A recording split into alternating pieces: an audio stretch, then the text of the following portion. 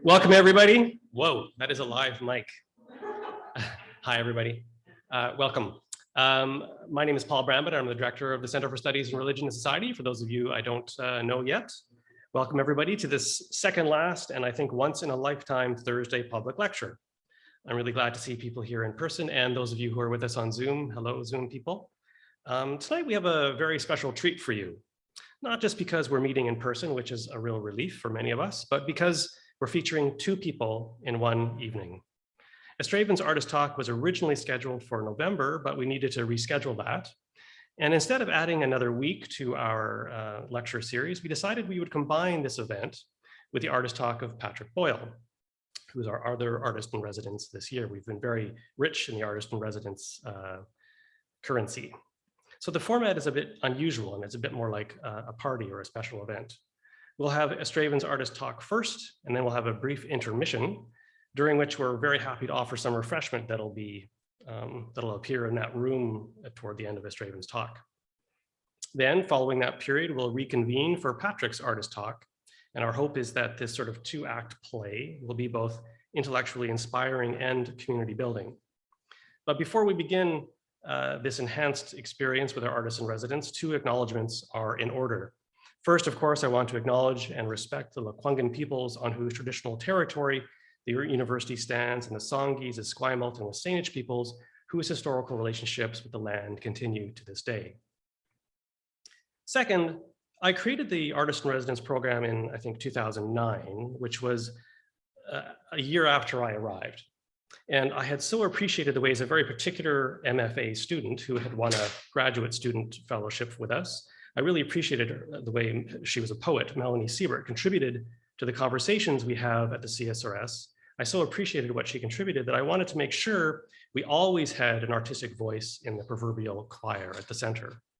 And so I was thrilled a few years later when Dr. Yvonne Sieu, who is a recently retired scholar of French literature, created an endowment that provided a stipend for artists, which we could add to on top of the studio space, a presentation context, and access to a vibrant intellectual community. So on behalf of the roughly 15 artists who have benefited from Yvonne's fellowship and the hundreds of CSRS scholars who have been enriched by their engagement with working artists, I want to thank Yvonne, who is with us here today, for her generosity over the years. So thanks very much. Thank you. Now I'm going to introduce Patrick Boyle before his part of the program after the intermission. So let's begin with Estraven Lupino-Smith, who comes to us with an MA in Geography and Environmental Science from Concordia University and a BA in Gender and Equity Studies from the University of Toronto. They've held research fellowships at the Blackwood Gallery at the U of T and at the Trans Archives here at UVic. Estraven has shown their work in Ontario, BC, Quebec, Nova Scotia, New York, California, Pennsylvania, Sweden, and Malaysia, just to name a few. Estraven's with us at the CSRS working on weaving as land-based ritual. So we're very pleased to have Estraven kick off our Artist in Residence evening. Thank you. Welcome.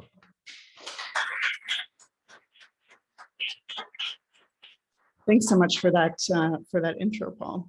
And good evening, everyone. Thanks for joining us tonight. I wanted to start by expressing my gratitude for being an artist in residence this year. Just many thanks to the CSRS staff, the other fellows I've had the pleasure of sharing space with, who I've learned from and been challenged by in really interesting ways, and to the residency program, everyone who's involved with it, for giving me the space and time to commit to my practice for the last several months. It's been a really great opportunity and allowed me to produce some of the work that I'm going to share with you this evening. So yeah, my name is Estraven Lupino-Smith. My pronouns are they and them, and I'm a settler of Italian, Scottish, and Irish descent. My family arrived in Canada in the 1950s. I'm an artist and geographer, and my artistic practice is rooted in research and connects to writing both for academic and non-academic audiences. My artistic practice investigates invasive species and settler transformations of land and ecologies. I have an interdisciplinary practice, which just means I like a lot of things. At this point, I feel when you meet people in the grocery store and they find out you're an artist, they say, "Oh, what's your medium?" And now I have to just I start rambling and they kind of like start walking away. So, so interdisciplinary is this fun word that we have for that. But currently I'm generally working with fibers, textiles, sound, and installation, along with my research and writing. And my current work is interested in how people respond to the environment and their land base through material practices, specifically weaving. I weave with invasive plants, cast-offs from industrial wool production, and with raw sheep fleece.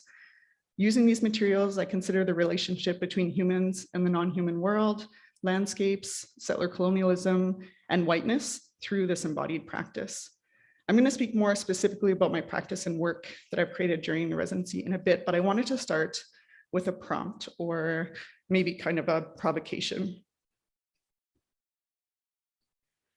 So since this is the Center for Studies in Religion and Society, I'd like to invite everyone to think about your relationship to your or a God or gods or spirituality, or if none of these things, if you don't feel like you have a relationship to those things, then how you know that you don't have a relationship to those things.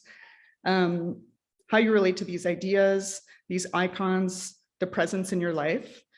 Do you have a relationship to this entity or spirit or idea? How constant is the feeling of this? And how do you practice your beliefs, or how do you honor them?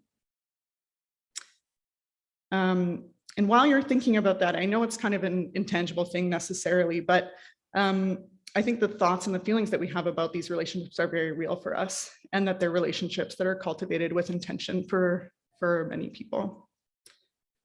For many of us, it's a part of our daily reflection. And the second prompt that I have for you, or provocation, is do you know what the source of your drinking water is? When you turn on a tap, where does that water come from? Do you know what the source is, what the body of water is that you drink from daily? We need to drink water, and we use it to cook, to wash, for many of our fundamental daily practices. Of course, I'm not going to ask for anyone to raise their hand. I only did that when I was a youth environmental educator. Only 12-year-olds are like, I don't, you know, but for folks who don't know the source of Victoria's drinking water, there may be folks who are joining us from Zoom who aren't here on these territories. It's the Souk Reservoir, Souk Lake, and this area that's highlighted here, right here. This is an area that the CRD continues to sort of buy up land where it can to secure that aquifer and the water supply for the South Island. And from Souk Lake, you can actually see there's a pretty big tunnel that goes right to, it says here, the disinfection facility, but a processing facility, and then sends that water out to your home and to this very building. So it might seem strange to start a conversation about weaving and potentially religion with this stark juxtaposition, but there are so many connections from water to knowing a land base, to spiritual practices or rituals, and to weaving. Water is part of so many public rituals and to liturgy. And for some folks that are joining us, maybe via Zoom, that aren't as familiar with the term liturgy, I'm going to do my best to define it, although I'm sure there's folks here who would have better specificity. But it's a customary public worship performed by a religious group.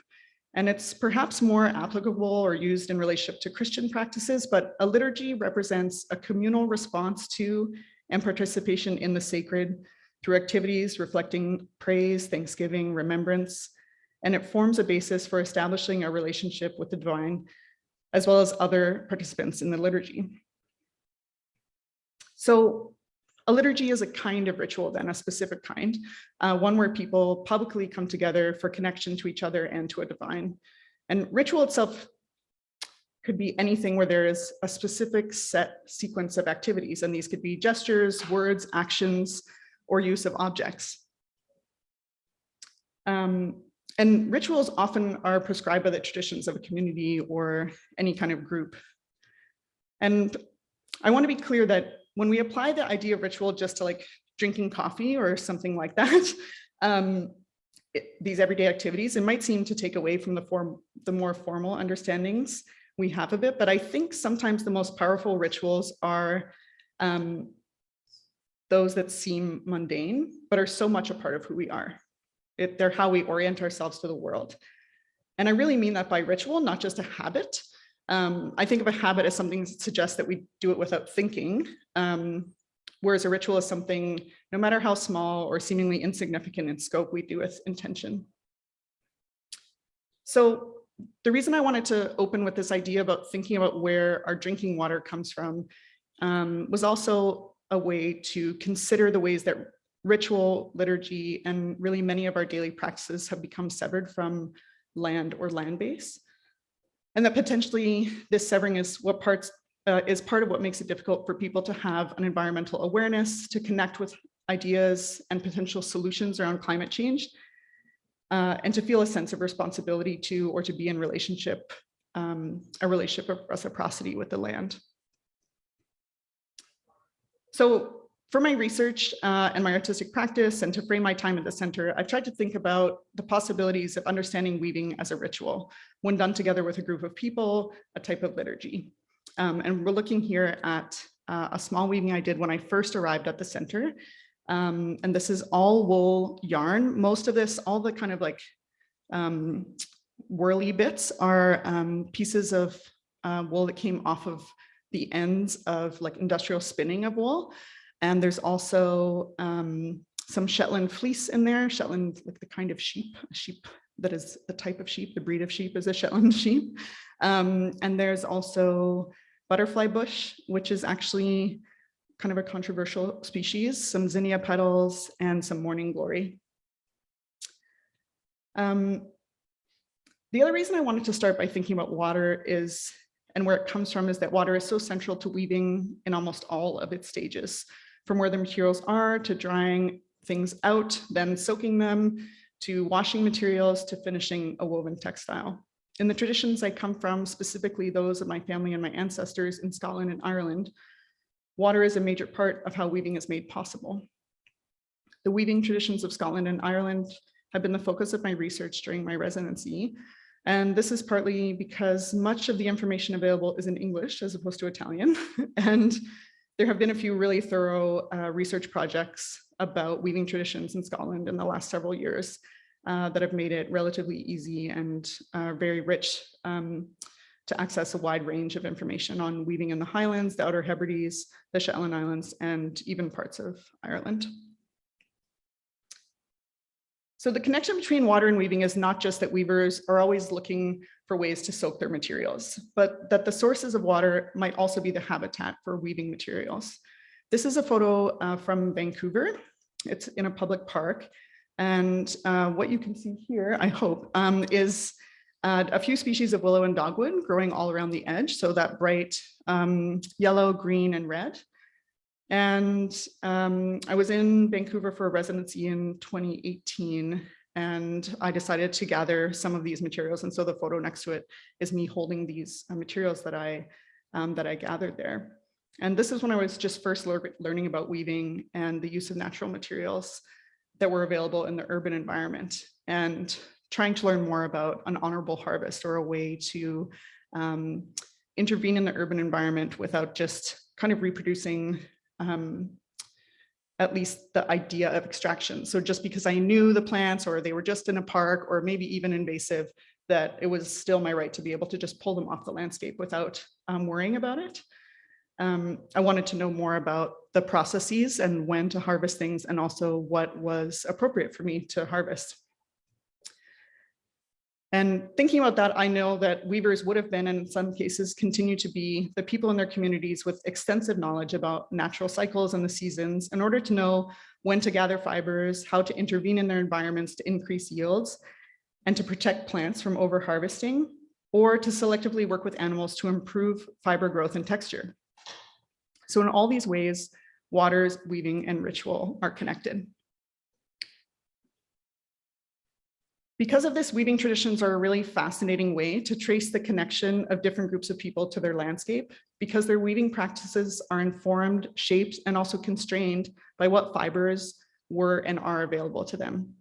This is why even very similar techniques co-emerge in very disparate traditions, but the design and the objects themselves can be really different because the fibers people are working with have very different properties. So this is a kyosen, which is a small, closely woven basket, mostly made in the Western Island and along the west coast of Scotland. And it's a coil basket. So this is when you take the material and you attach it back on itself and then literally just coil it around and around, stitching it along. And that's why there's so many stitches there that are holding all of the material together. This is a technique that exists in many different cultures, many different parts of the world, but often looks very different depending on how it's used. For example, this is a Salish basket, a Squamish basket. It's made with cedar instead. So there's cedar bark, cedar root, and some grass and dye in there. And you can see the motifs are really different. The style of coiling is different. The style of stitching each of the coiled pieces around is really different. But when it comes down to it, the technique is pretty much the same. So this is a piece of cloth called the Falkirk Tartan, and it's thought to be one of the earliest examples of Scottish cloth. And it's actually an undyed yarn.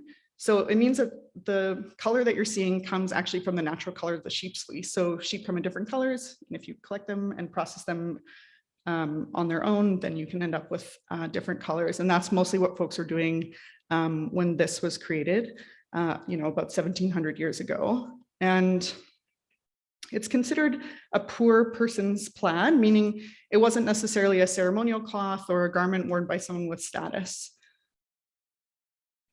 What I can tell when I look at something like that is that it was made using a loom. And so people have been using looms in the place of my ancestors for all this time, over 1700 years. And what that makes me think of is that when I sit at a loom, even though it might be very different from the ones that folks sat at so long ago, that I'm performing a ritual that's thousands of years old. Another weaving ritual that's accompanied by song and ceremony is walking. So this is also from Scotland. This is from, I think, the Highlands.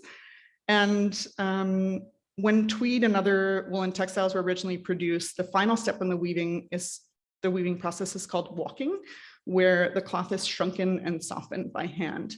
It's also called fulling the cloth. And it's a common practice around the world as the final step in creating a textile, which is really just taking a bunch of string and assembling it into something that's then a piece of fabric. And the cool thing about Scotland is that it has a tradition of singing around this. So this has become an important cultural feature in the weaving process and also in some of the language revitalization around Gaelic, because all of the walking songs are in Gaelic. They didn't ever get translated into English. The tradition and the language both fizzled or became less used at the same time. So although it's pretty rare today, they think the last true walking happened in the 1950s. It's still something that people practice as a form of cultural revitalization. And to explain what's going on here, the women are all sitting together around like a big chunky wooden table, and they sing while they sort of either hit the fabric or kind of like knead it or push it against the table, and then they always pass to the left. It's bad luck to pass to the right. You have to go clockwise. And the song starts as a call and response. Usually the older women start the singing and the younger folks chime in. And the singing starts slow and soft, and it actually picks up in tempo and in volume as the cloth gets softer. And the best way to explain exactly what's going on in this process is if you've ever had a knit sweater, wool sweater that you put in the wash and it shrunk, this is pretty much what happened, is that you walked it with your washing machine. What's happening is that when you have water and a little bit of soap and agitation and heat as well, but sometimes you don't even need that, the fibers will actually pull together. And so that's basically what's happening. And so for all anytime you see something that's made out of wool or something like that, like when people even finish a scarf, they need to do something, they need to full it at the end. So you want to agitate it a bit so that it felts a tiny bit. And that's what takes it from being like just an arranged amount of pieces of string and yarn to actually a piece of cloth, if that makes sense, where things kind of come together. So walking is particularly interesting to me in the weaving process because it's really done as a type of ceremony. And often people would just bring all the cloth that needed to be walked to a ceilidh. And so a ceilidh is a community gathering or a festival, and there's stories and tales and poems and ballads are rehearsed, and it kind of was one of the ways that oral history was passed down. Lots of songs, singing, and I'm sure drinking and all kinds of other things, but people would just bring their cloth with them because everyone's already together, and then they would process it that way. And so the songs then are not just working songs in the sense where you're just trying to get through the day. A quick aside is that my grandfather, who was a farmer in Italy until he immigrated, once told me that that they used to sing in the fields to each other in Italy, and they all still know the songs. If my grandfather gets together with his brothers, the ones that remain, they'll just break into song. And at this point, they have lived in Canada much longer than they lived in Italy, but all of that stuff, because it's so much a part of their formative years, is so present for them. Some of them never learned English because they were so part of their communities. And I think a lot of that got passed down through these kinds of this kind of worship and ritual, not just going to church, but also that whenever they're together, there's these moments of ceremony that weren't passed down in the same way to our generation. So I want to relate this to the contemporary moment and my own work as a weaver.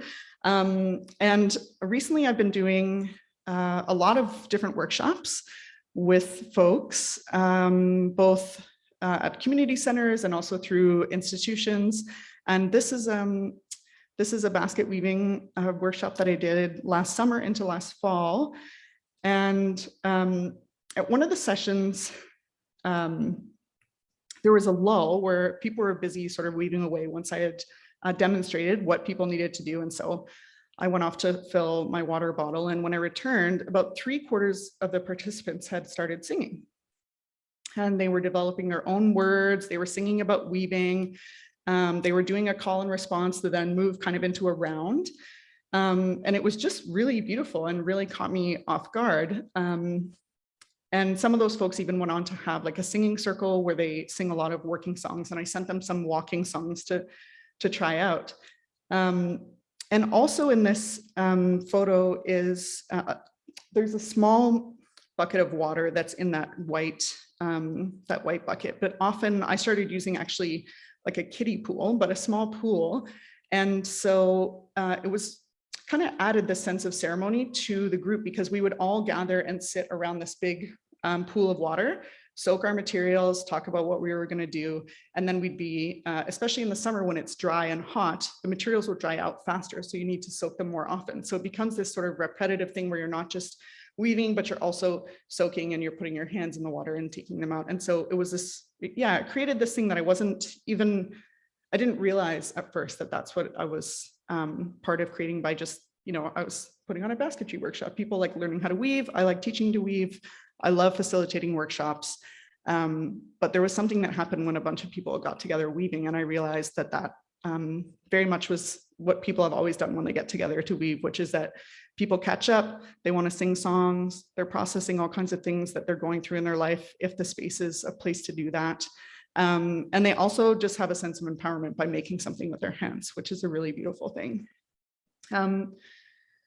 The other interesting thing about basketry in particular is that it has its origins in, it was part of the origin of occupational therapy. So if people know the term basket case, it actually comes from people weaving baskets. And that's because post-World War II, people who were experiencing post-traumatic stress disorder and other nervous disorders were sort of assigned basketry and net making and net repairing as as a therapy, as a way to sort of heal by doing, as we know occupational therapy does.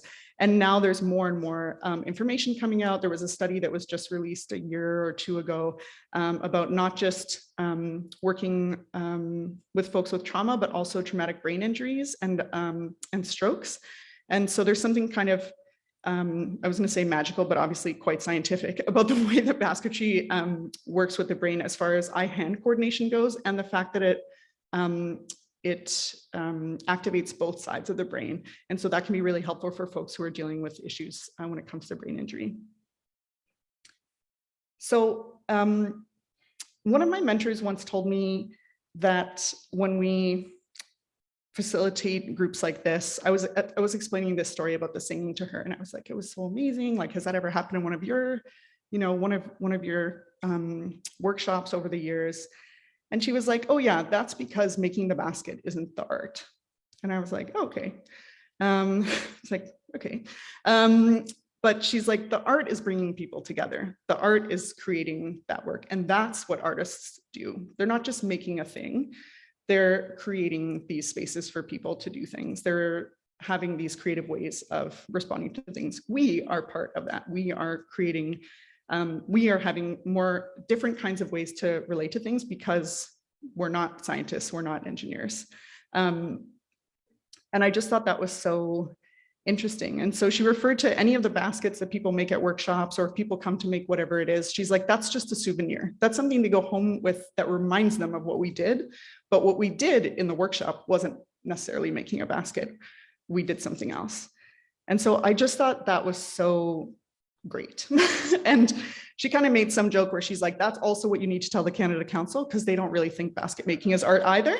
But obviously there's something more going on there. And so I like to take that idea of hers and apply it as the ritual of weaving. This is one of the participants in one of my workshops last year, weaving a basket. This is a really simple and traditional basket weaving technique, and that's English ivy that they're weaving with. So this is where I suggest that weaving is a ritual that's not just a ritual act of creating a basket or a textile. It's something more than that. The important part of the ritual is the intention. And so in this way, the ritual of weaving can be part of this magic where you're transforming something. It's a process. The end result is more than the sum of its parts. And so there's something interesting there. The basket is stronger than the pile of sticks it's made of. The cloth is stronger than a pile of string. All these items are richer and more complicated than, and they exist in more dimensions than their constituent elements, but they're still just souvenirs of the ritual or the ceremony. And so I've thought about that a lot in my time at the CSRS, thinking through all the different ways, all the different rituals, ceremonies, processes, and ways that people relate to each other that I had no exposure to before, because I'm not a religious studies scholar. So yeah, and so there's, in this ritual then, what you remain when the ceremony is done or when the ritual is done, it's not even necessarily a sacred item, but it is infused with the intention and care of the ritual process. And so just like in the art, it lies in the work of the communing, of the co-creating, and of putting our intention into our work. Weaving is a ritual where the meaning is in the process. The ritual is about being in dialogue with the landscape, with each other, and with the layered histories of a place. So a good example of this is the work that I created most recently here as part of my residency. And this is currently part of an exhibition at the Art Gallery of Greater Victoria.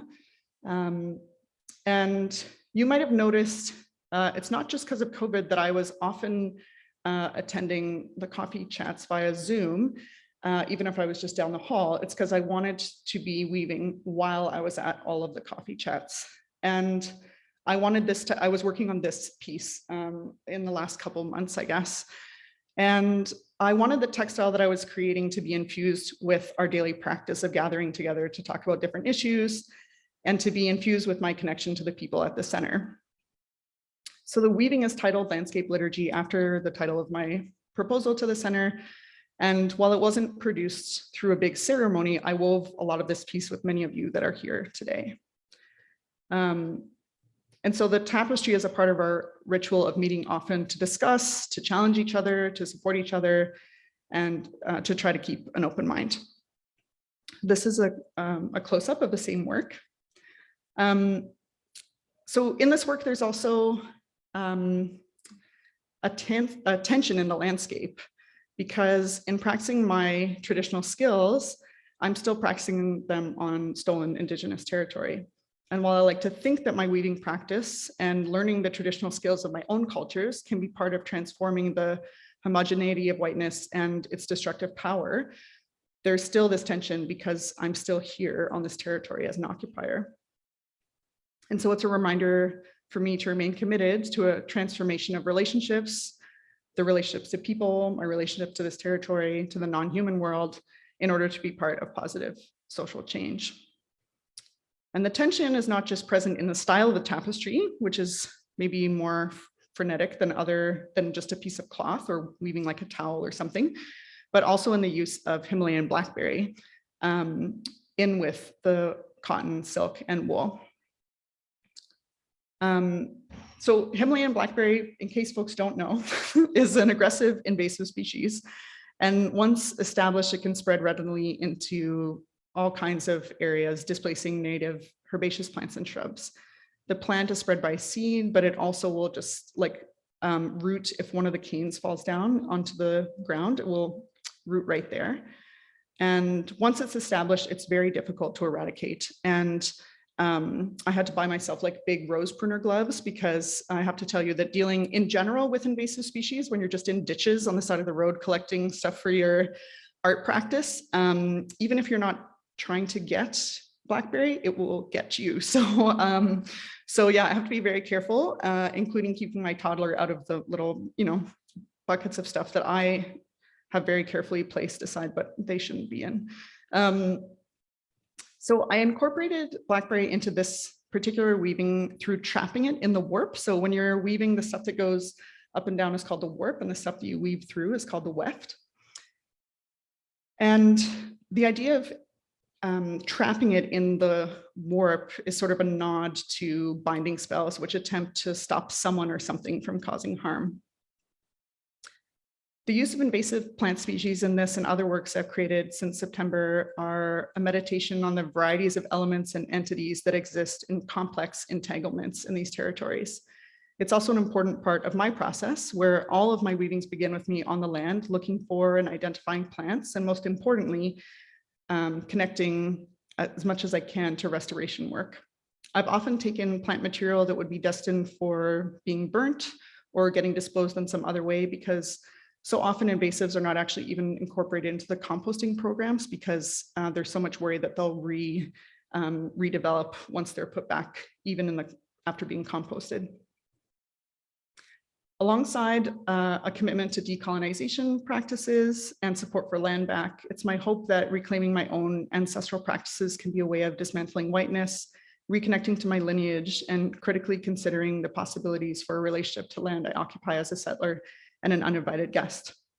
And I would invite everyone here to visit the work. I would love to hear feedback on it. It's part of the Reverberations exhibition at the AGGV. It opened last Saturday and it's up till September 26th, so you have plenty of time to go see it. And also, I'm planning to do a coffee talk where we'll actually meet at the gallery and go through it, so I can say more about the work, so just keep an eye out for that. Thank you so much.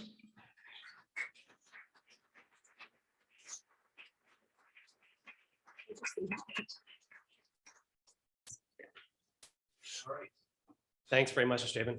So we have about 20 minutes or so for some conversation. We have Scott to run the mic for those of you who want to pose your question or make your observation that way. Yeah, come on. Thank you. That was really interesting. In the beginning of your talk, when you talked about figuring out when to pick things and who would you get the information from? Who is, in the urban landscape, and let's say Vancouver that you could? Yeah, mostly. So when I was doing that residency in Vancouver, that's when I actually was working on other stuff. I was doing big knotted work, and someone was like, you should try basketry. And I was like, okay, sure. I came across this artist who's become a mentor of mine. Her name's Sharon Callis. And she has been doing this kind of urban weaving for quite some time. And so I kind of connected with her. And then from there, like kind of just keep connecting to people who've been around for a while, who have been doing that work, but also just research, like looking up when things are, when's the appropriate time to harvest things. And some of that comes from like traditional knowledge that's brought over. So like some of the willows that grow here are not native species. So knowing about what their growing habits are like elsewhere, but it's mostly through these same things, through connecting with other people, through trying to find other artists that are doing this work, or just people with traditional knowledge about weaving who just still are carrying that knowledge with them. And there's some of that that is getting harder to access for sure. But the most interesting way, and usually the most fruitful way, is making those connections. And then, yeah. Okay, Cola. Oh, sorry, I'm not Cola. Peter. Estraven. Oh, Cola's next. Estraven, when you first arrived at the center, did you feel like a fish out of water, or did you feel right at home? And then what was the most surprising thing about your fellowship? Great question.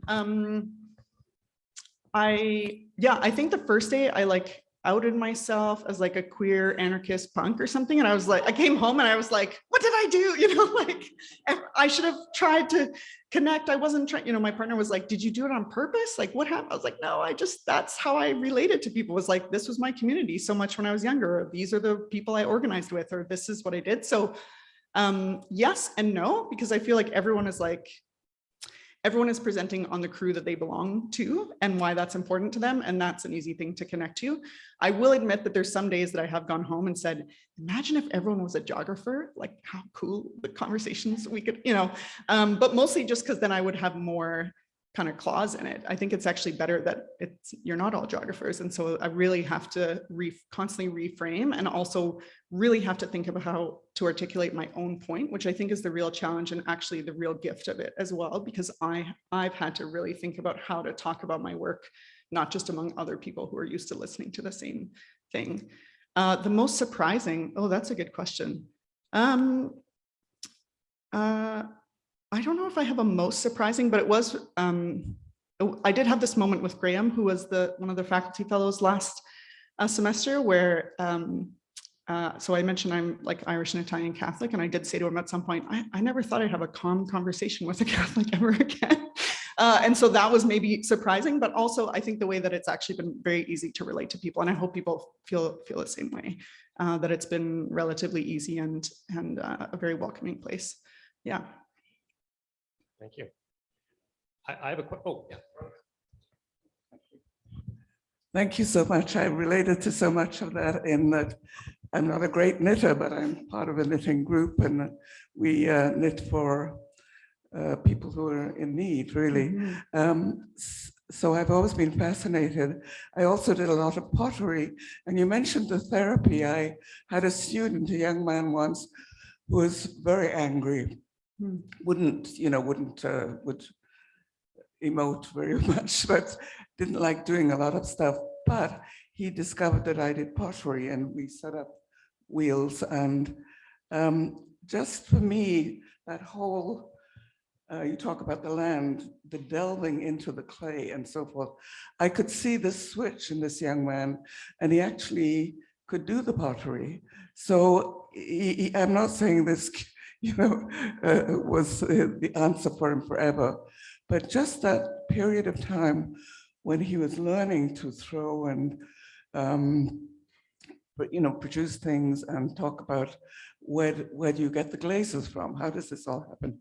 It's the idea or the experience of being in the land or in the earth.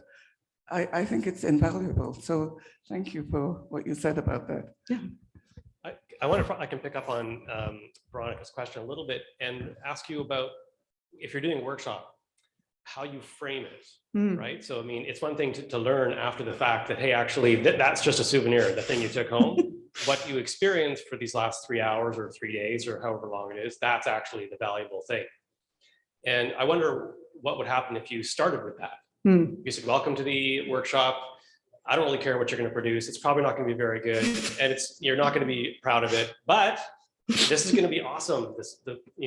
Because it makes you think about a religious context, right?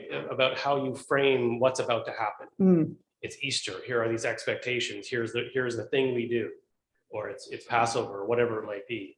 You have a kind of a game plan. Everyone understands what's happening. So I just wonder, when you're doing these workshops, how important it is to you to set it up right. Because like at coffee, for example, everybody who's at the center kind of knows, here's the deal with coffee. There's a bell, there's coffee. I welcome people, we do the introductions, and then the meat of the experience occurs, right? So I wonder how important framing is. So sometimes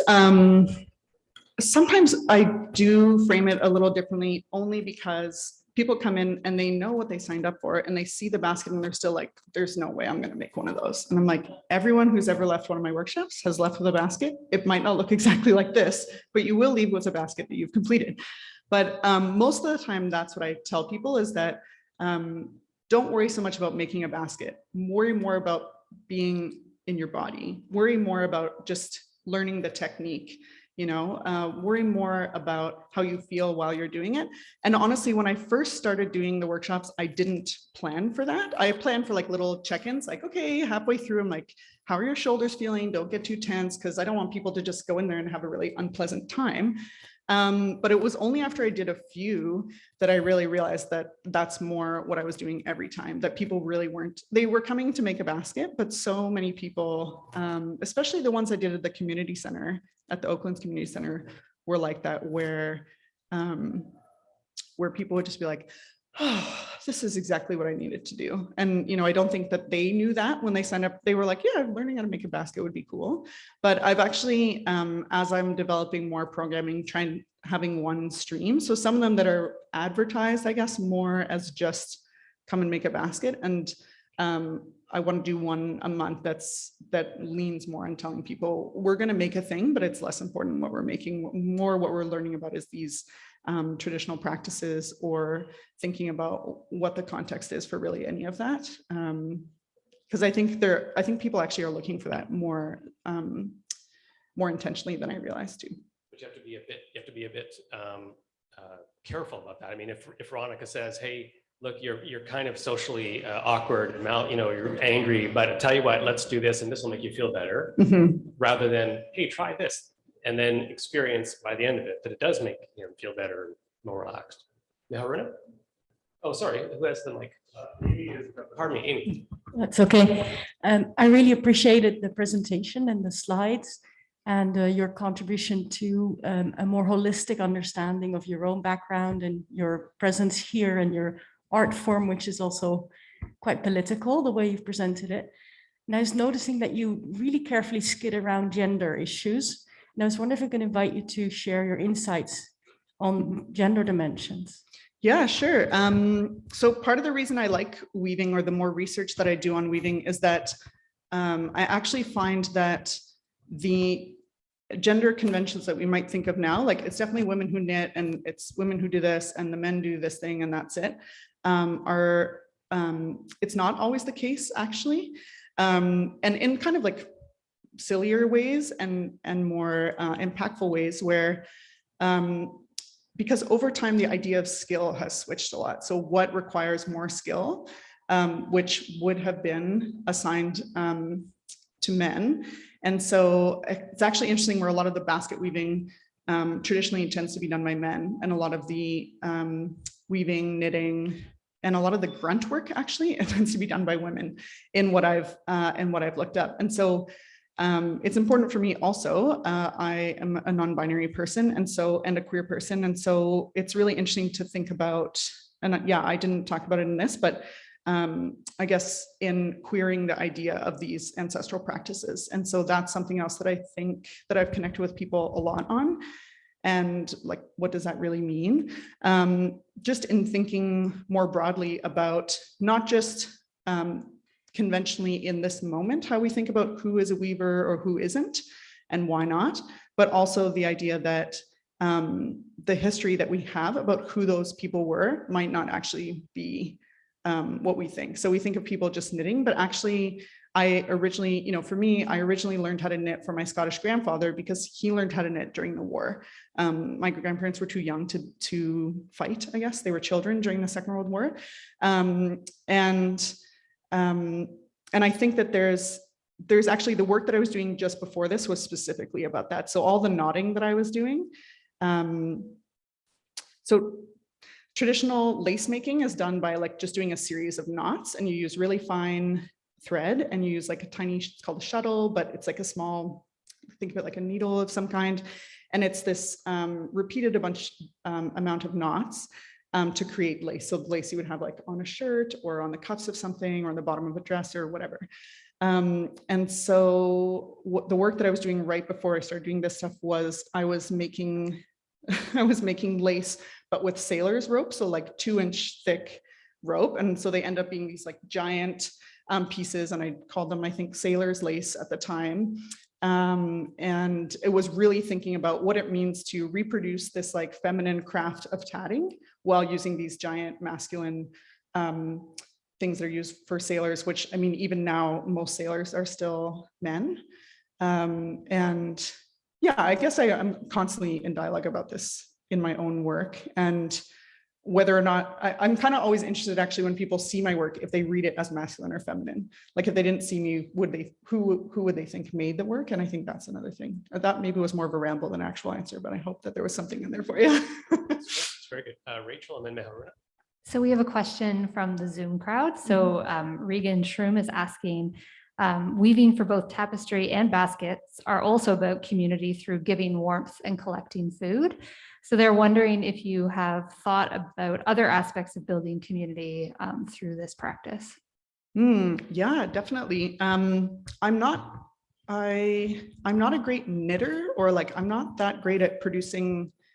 The baskets I can do, but the knitting I'm not as good at for some reason, or I don't have the patience for. I'm not quite sure how it works because there's so many things that I have the capacity for dealing with, a lot of tedious, repetitive things, but making socks is not one of them. So maybe that's why I haven't gone exactly down that road. But yeah, I think it would be really interesting to connect,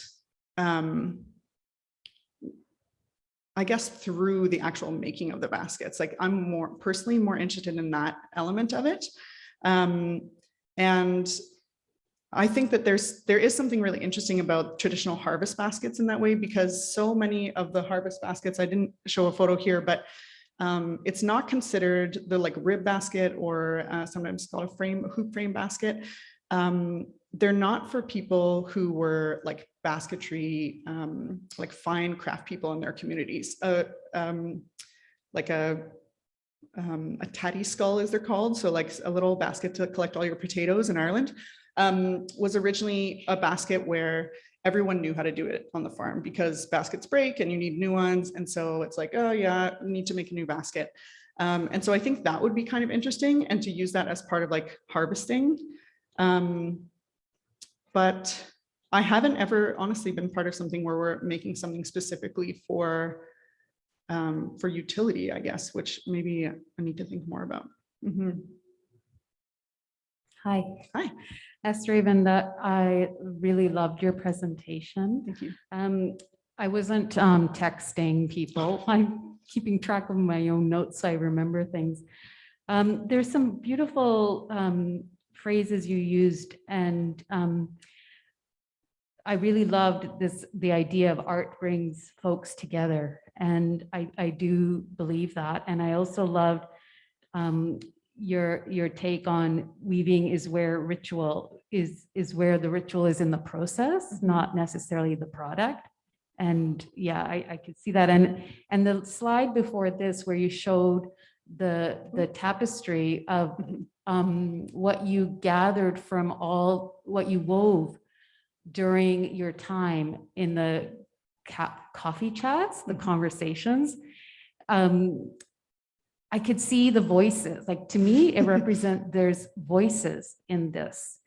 And so where I'm going with this is, you mentioned tension in landscape, and I feel there's the tension because coffee chats are great, but sometimes there's tension too. And everybody has different opinions, and there might be agreement or there might not be. And I feel that's the representation. So I'm curious about, I'd love to hear more of your insight into the imperfections around weaving. And where I'm heading with this is, when I think about Persian carpets, and so you had time in Vancouver at the Ismaili Center in Burnaby, if you go in there, the carpets that are there and you go through the tour, they will tell you the weavers on purposely made them imperfect, because the spiritual side of that is there is no perfection other than the divine. And there's a message in those carpets too. So I'm curious to hear if you've thought about that or your connection to imperfection, because that's what I see here. So yeah, I'd be interested to hear more of your thoughts. Thanks. Yeah, I have a couple things, I guess. I'm just gonna. One is, I am a member of the Victoria Hand Spinners and Weavers Guild, although I mostly just lurk because I'm not exactly sure how to get involved, but there's just this wealth of information. And so I saw that the newsletter was coming up and I was like, you know what, I should tell the guild that I have this show at the AGGV. And then as soon as I pressed send, I was like, these are people who produce these like beautiful, very perfect in some ways, repeated patterns, really beautiful textiles. And I was like, maybe they won't get it, or they'll just think I'm really bad at weaving, or something, just be like, wow, how did you get into the gap? Because that's not what I'm trying to produce, right? I'm not trying to produce like a textile, a beautiful textile. I'm trying to do something else. But every once in a while, even when I'm working at it, because you're so close to something and then, you're moving in close up and then looking at the whole thing together, it's like, is it just a jumble or what's happening there? But so yeah, there's definitely not even just imperfection, but an idea of like playing with the medium altogether. So leaving, instead of like tucking all the ends in behind, they're all in the front, or purposely just pulling the fiber apart rather than cutting the ends or any of that kind of stuff. And when I first thought about this piece, I thought about doing it where one side would look more like it had, like I would have tucked all the ends in properly and done the selvage properly. And then the other side is where I would do all the other stuff. And the idea was that it would reflect the same idea where when we come together in community, there's lots that we do to like keep the peace or just work with each other because that's what we all should do. But there's always messy, complicated parts. And so I originally wanted to display it actually in the middle of a room where people would walk around it. And I still might work on one like that. But instead I just wanted to do this time or whatever. So I would say that, and also I'm working on a bunch of pieces to my partner's great delight. I've been keeping a lot of my own hair, and this is what you get when you come to an artist talk. And so I started weaving my own hair into some of the weavings, and that was part of it as well, where it's like actually, yeah, that I am I'm in there. And part of that also is this idea of, honestly, some of the lessons from like queer theory are about kind of playing with the abject as a way of just reframing or rethinking about society and what is considered respectable and what isn't, and what is considered normal and what isn't. And so there's some of that that's coming up in sort of future works. From Zoom land. Yeah, another great question from Isabel Kostecki. So she's asking, it is fascinating to hear you use the notion of infusing the process with intention. It resonates with other contemporary secular contexts where spirituality is enacted. For example, in healthcare, nurses can speak of infusing an otherwise instrumental act of care like cleansing with an intention to provide respect, care, or love to the patient. Infusing an action with a special intention becomes a means of sacralization. Can you speak a bit more about this process and how you experience it internally and or spiritually? Right, sacrilege. Okay. Okay, give me a second here. Yeah, what can I say about that? It's kind of interesting, right? Because I feel like the one thing I didn't get to in here, but is that there are also many practices where there's very specific things you have to do while you're doing the weaving, if it's going to be used for a ceremonial purpose. Or like a friend of mine is a beater, and she was hosting like craft events at her house, but she was like, when you come over, no swearing, no like talking nasty about other people, no, none of that stuff, because when I'm beading, I don't want any of that in my beadwork. I don't want any of that to be part of what I'm putting, what I'm infusing these gifts for people, or these things that I'm going to put into the world.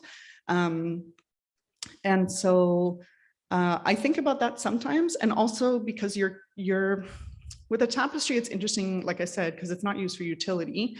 But I think that it comes through. I feel like, I guess that's sort of magical, but I do think that just in a real practical way, if you're really tense while you're weaving, then things are much tighter and more rigid. And if you're more relaxed when you're weaving, things don't have to be that way unless you really want them to present that way. And so I think that there's a couple things going on there. I guess with sacrilege, I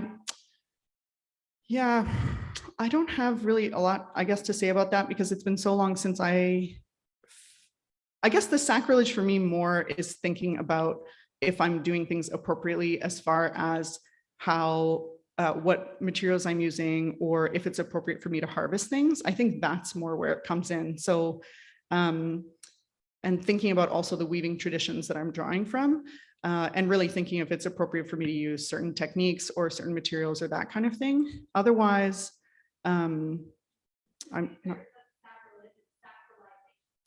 Oh no, I didn't hear you. Yeah, sacred. I didn't hear that. I was like, sacrilege is a pretty interesting way to think. Okay. The making sacred. Yeah, I didn't hear you. Yeah, making, yes. Okay. That's what I thought you said too, Rach, actually. Yeah, no problem. Sacralize it. Yeah. Okay. That is easier to answer in a lot of ways. No. Well, there's also, I think this is it with the weaving also, where you take something that's like literally a pile of stuff on your floor, and through this very meditative process, and then transform it into something else. And for me, actually, I think some people might feel for their weaving, it's easier to produce something where they're just like sending the shuttle back and forth, and they're making something that's like neat rows that are just all one after the other. And I think for them, that is like a really meditative process.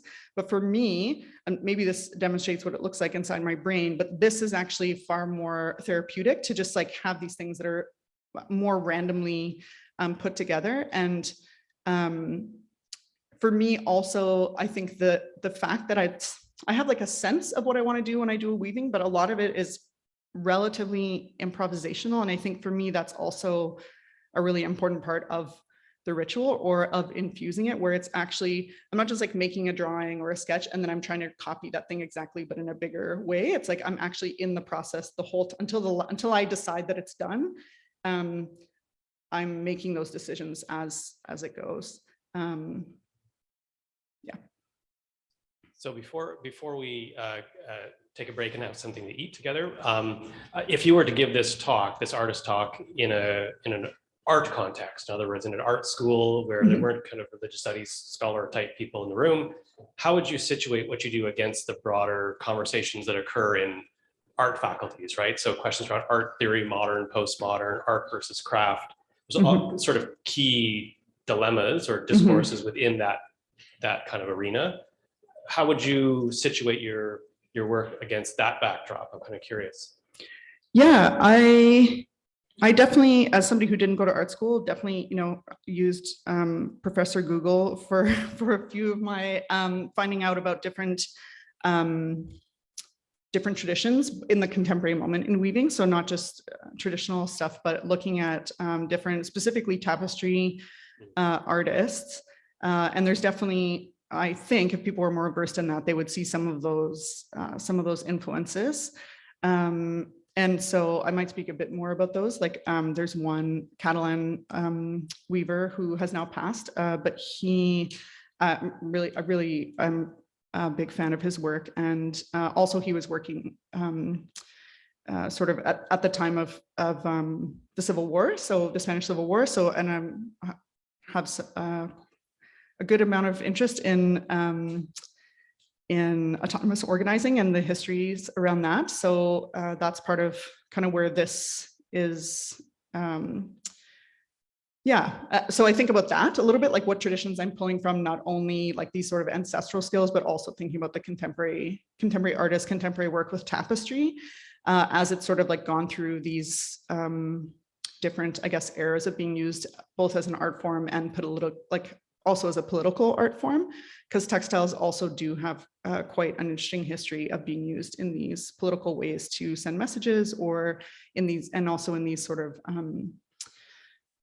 kind of like hidden meanings where you can like put up a tapestry somewhere where you couldn't like pass out leaflets or something. And so, and there's hidden meanings in the tapestries as well. And so I think a lot about that. I can't really explain, that's not necessarily why I chose tapestry weaving or weaving in general. I just became very drawn to it over time. But I think that there has been, I guess, in the last 20 years with like particular kinds of feminist movement and like queer liberation movement, also this sort of reclaiming of what are seen as these low forms of art or just craft, or things that once wouldn't have been displayed in museums, for example, and seeing those things transformed into high art forms, or specifically kind of sabotage so that they take the place of a high art form, but they're not necessarily trying to be a high art form, to sort of play with the idea of what art is to begin with, or what high art or museum art or that kind of thing is to begin with. So I think that that's sort of on the art end what I'm juggling. Yeah. Thank you. Perfect. Yeah. Perfect. Thank you very much. All right. So wait, one more screen. For those of you who are not going to stick around for some food, but who want to know what's happening next week, this is what's happening next week. So Cheyenne had to also postpone her lecture, but it's happening next week, online only. So please join me in thanking Estraven. Thank you.